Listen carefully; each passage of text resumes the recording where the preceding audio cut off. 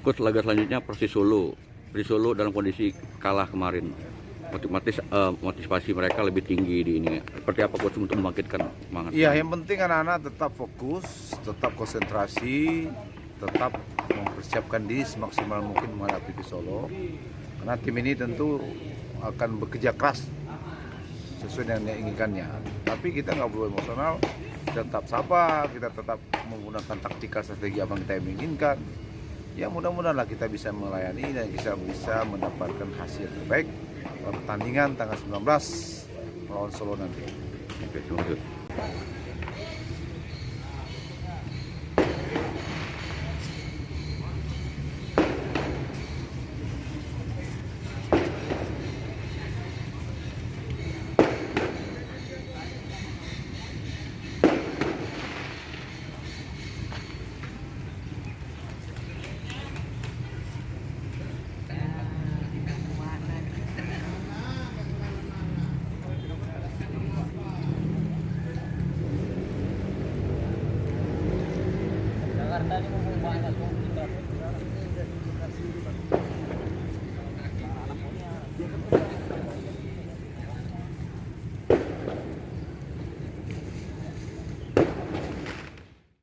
Hai pemirsa Sri Popo TV, jangan lupa komen, like, dan subscribe, serta tonton terus berita-berita terupdate lainnya ya.